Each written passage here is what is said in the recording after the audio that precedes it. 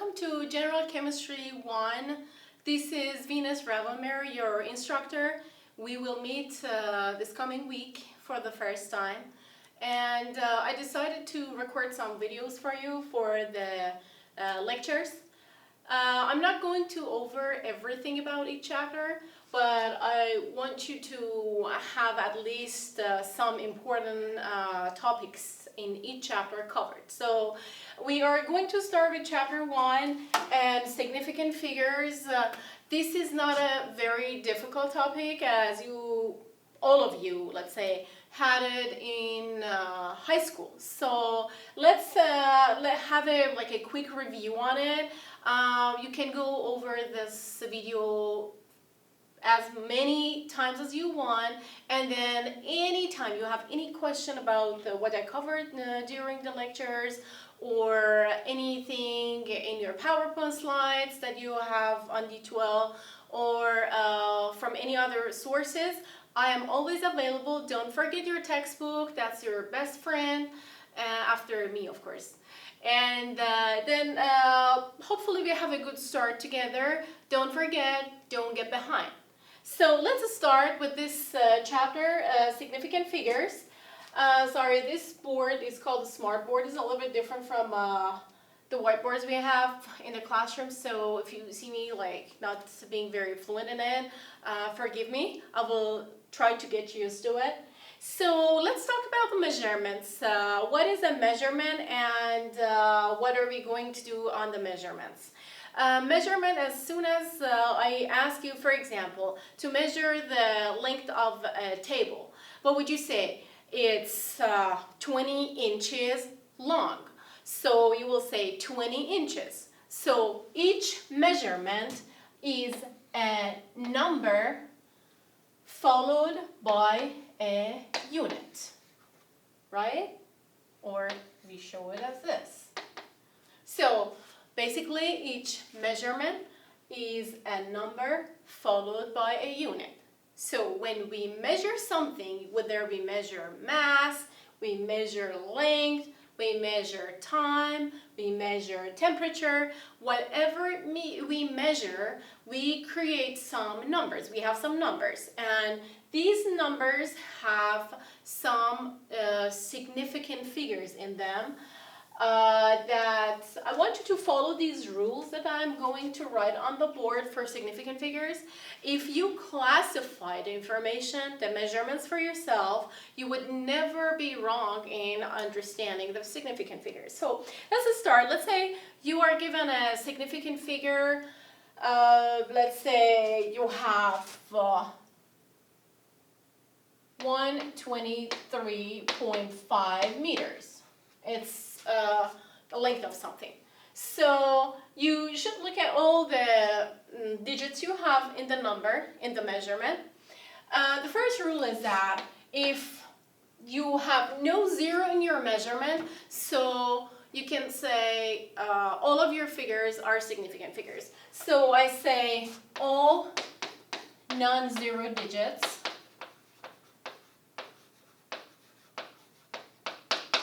are significant. Allow me to write significant as SIG only to save the time. So all the non-zero digits are significant. So if I ask you to find out the number of significant figures, significant digits in this measurement, 123.5, you would say how many significant figures? Correct. I'm sure you said 4. Because you don't see any zero, and all the non-zero digits are significant. So all of them, 1, 2, 3, and 5, they are all significant. But what if we have a zero? What are the rules for having zeros in a measurement? So for zeros in a measurement, there are 3 types of zeros. First one is called leading zero. Leading zero.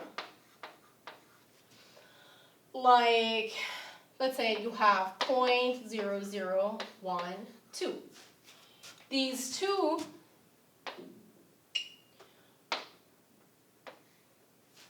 are leading zero. I call them LZ.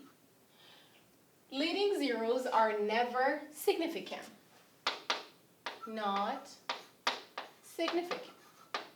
So can you tell me how many significant figures you have in 0.0012?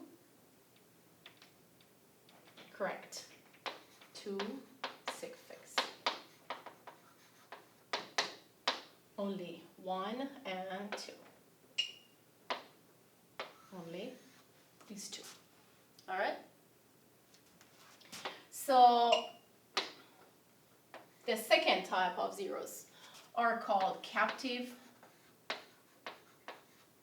zero. Captive zeros are embedded inside the measurement, inside the number.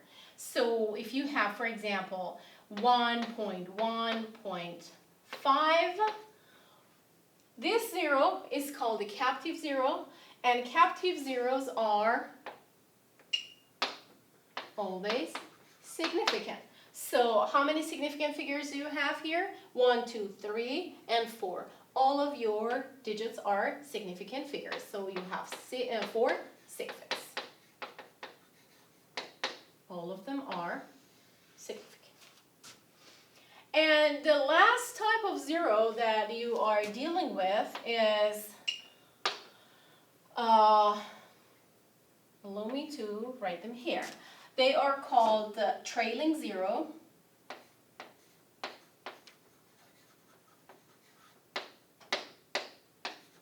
trailing zero. Sorry, the space is not enough. So, yeah. The trailing zeros, you have two situations. One, if there is no decimal in the number, for example, you have 1, 0, 0, 0. No decimal anywhere in the measurement, in the number, then what's the rule? Is that you will only have the non-zero digit as the significant figure, so you will have 1 sig fig. 1, oops, it's not a good color. 1 sig fig. But if you have a decimal, then you have, for example, 1.000. The same number, but I put a decimal in it. So if there is a decimal anywhere in the number, all of your digits will be significant. So here you are dealing with 4 sig figs. So one more time, we are trying to find out the number of significant figures in a number. The rule is that if you don't see any zero in your number, all the non-zero digits are significant. As you see here, you have 4 significant figures. But if you have a zero in your number, depending on where the zero is located, we classify to 3 types of zeros. If the zeros are after the placeholder decimal, like these, we call it a leading zero because the number starts with them, and they are called leading zero. Leading zeros are never significant. So as soon as you see them coming before the non-zero digits, you eliminate them and you will say you only have these significant figures. In this case, you are given 2 significant figures. Correct? Captive zero, if you are dealing with, oops, I don't know what happened to this. I must have erased them somehow.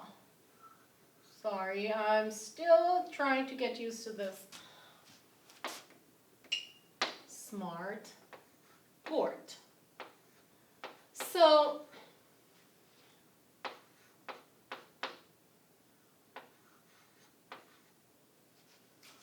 you see, the second type of zeros are embedded, or they are captive zeros between the non-zero digits, like 101.5. These types of zeros are always significant, and when you are counting the number of significant figures, you always have to count them as a sig fig. So here you have 1, 2, 3, and 4 significant figures. The last type of zero that I have written here because of the space is called a trailing zero. A trailing zero comes at the end of each measurement. Like here, after 1, you have 3 zeros. The rule is that if you have a trailing zero and there is no decimal in the measurement, you eliminate the zeros because they are not a significant figure. So 1,000 you see here only has one significant figure. But if a number has a decimal in it, you see I used the same exact number to show you the difference.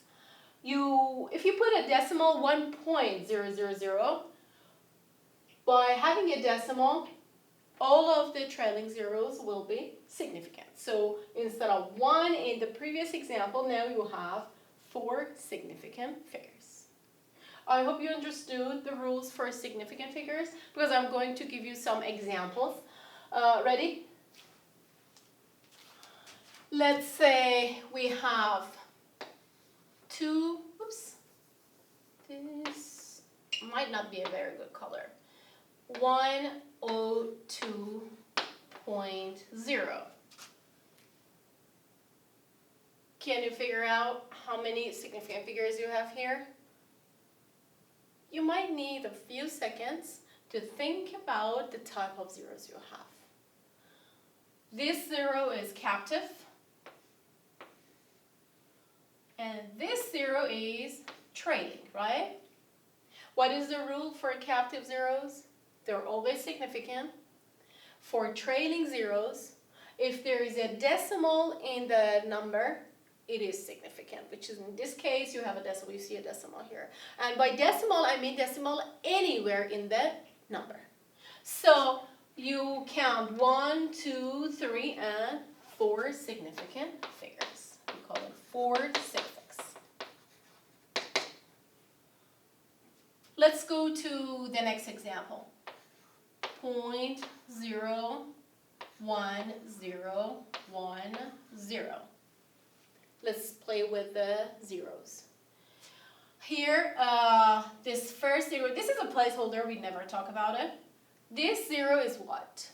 Is leading, huh?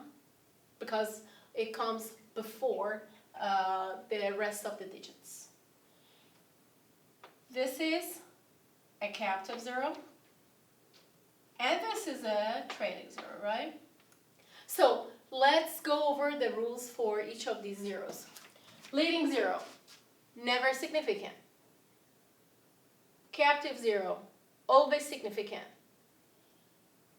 Trailing zero is significant if there is a decimal. So you just don't count this, and you will count 1, 2, 3, and 4. Okay? So you have 4 suffix again.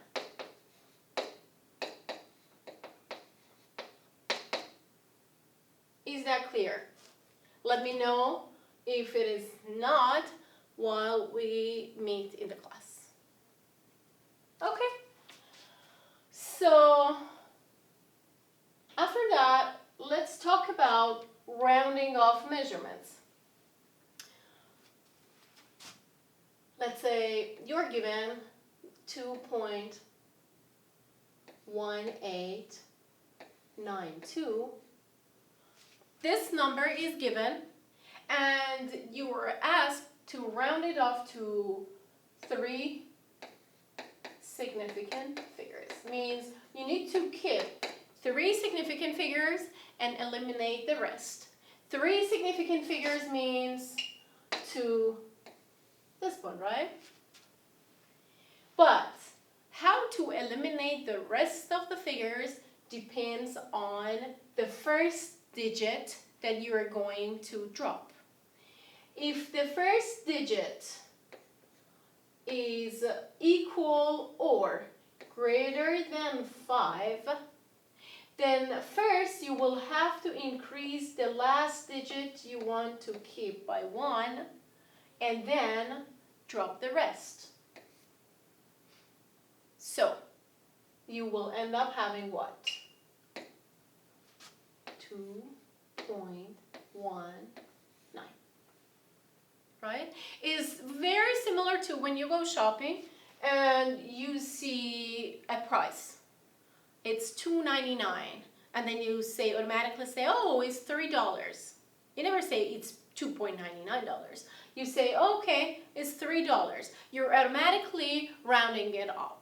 So this is the same. You are rounding it up because the first digit you want to drop is more than 5.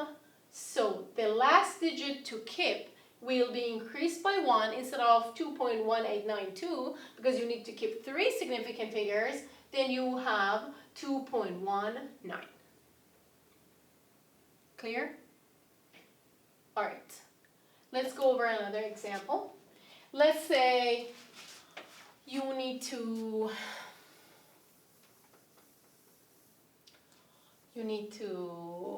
deal with this number, 0.002135. Okay? And you're supposed to keep only 2 significant figures. Tell me, based on significant rules, how many digits you need to keep? These two are leading zeros, right? So you don't count them as significant figures. If you're supposed to keep 2 significant figures, means that you need to keep it up to this point, right? Because these 2 zeros are leading zeros. You never count them as significant figures, but you need to keep 2 and 1. Again, before we dropping the numbers, we have to pay attention to the last digit that we are going to drop. 3 is less than 5, means you are safe just to drop the rest. And your number changes to 0.0021 with 2 significant figures. So one more time, rounding off the measurements. Suppose that you are given the number and that you are asked for a certain significant figures to keep. You look at the number. You determine the correct number of significant figures you want to keep. In this case, leading zeros are not significant, so don't be fooled with them. And then 2 and 1, you need to keep these 2. You pay attention to the first digit you want to drop. It's 3 in this case. So 3 is less than 5, means you are safe to just drop them. So when you want to keep this number with 2 significant figures, it is closer to 0.0021. I hope it was clear. One more thing before we move to the next step is to, let's say, you're given one, let me change the color again, 1, 2, 7, 8, 5. Okay, you have this number and you're supposed to round it off to 2 significant figures. 2 significant figures. None of them is 0, so you are safe keeping 2, the first 2. But if you keep only 1 and 2, what happens? You had 12,785, but now you just have 12. First of all, here, this is more than 5, right? So you need to increase 2 by 1 and change it to 3, because the first digit you want to drop is greater than 5. Then you will need to increase the last one you want to keep by 1, but still you have 12,785, and then you want to decrease it only to 13? It's not possible. What is the solution? After rounding off, if the value changes, you need to keep the value close to the original value. So the solution is, how many digits did you drop? 3, right? These 3 you dropped. You replace them by the same number of trailing zeros. Didn't we say that trailing zeros without a decimal are not significant figure?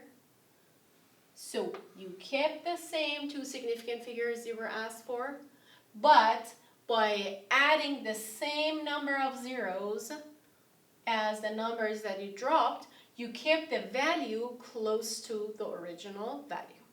Am I clear? Good. So this is rounding off measurements when you are given a number and you just need to round it off. But what if most of the times you work with the calculations, right? In your lab reports, in your questions, in your problems, the free response problems, you have a series of calculations, right? If you're dealing with addition and solution, the rule is different from when you are dealing with multiplication and division. So, let me go over the addition and subtraction rules first. I tried to give you an example of each. Unfortunately, I haven't provided, or let's say prepared, any measurements because I like to use random numbers. Okay, I don't like to hold the paper. So let's do it together and see how these rules work for the measurements. Let's say you are adding 101.5 to 21.62. All right?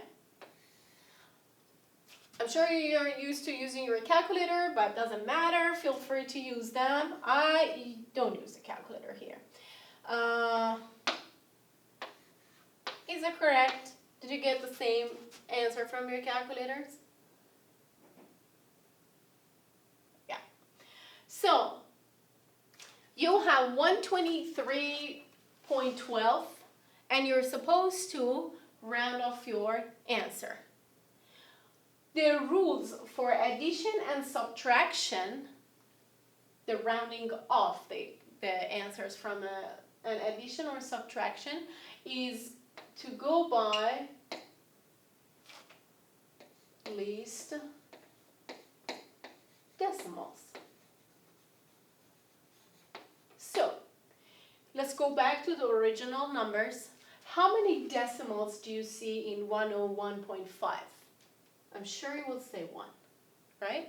After decimal. 21.62. How many decimals do you have here? I'm sure you all see 2. The rule is that we need to round off our answer based on the least decimals. Means we need to keep 1 decimal in the final answer. Means we need to keep up to this point. Again, the rules for rounding off. If the first digit you want to drop is less than 5, you go ahead and drop it. So your final answer will be 123.1. The same thing for subtraction. It's not different. So you do the subtraction and then you have the answer. You go by the original numbers. You determine their decimal places. And you determine the least decimal. And you round off your final answer based on the least decimal places you see in your original numbers. Ready to move to multiplication and division? I'm sure you are. Let's say here we have 12.3 times 2.6. And I may have to, I need to use my calculator. Let me bring it.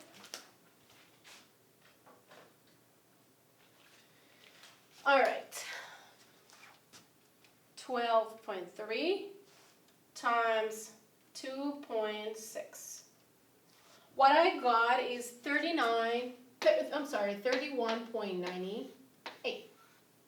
Okay? So, the rule for multiplication and division is to go by fewest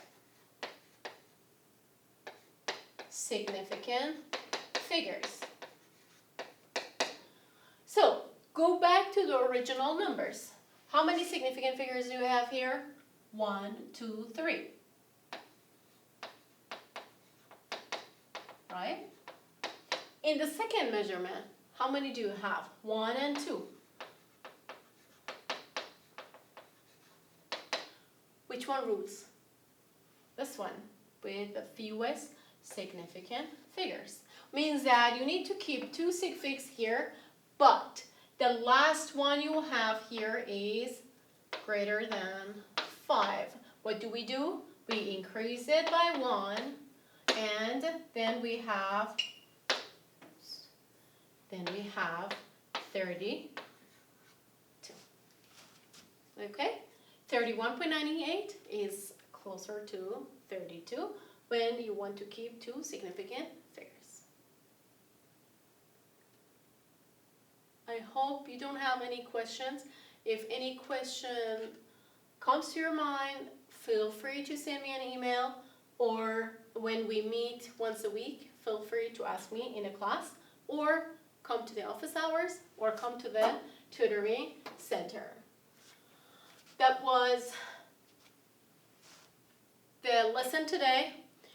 Before I say goodbye, the last thing I want to ask you is to go over the PowerPoint slides, watch this video, feel free to watch any other videos that are helpful, and don't forget your textbook. Chapter problems are a good help. They are in the syllabus, and yeah, I mean, that's it. That's all. As much practice as you do, you will help yourself to understand better and get a better grade.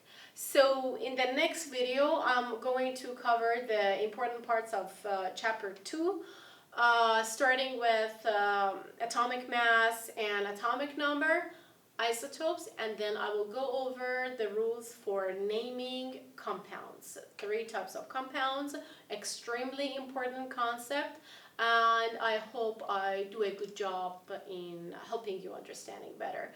So until next time, goodbye.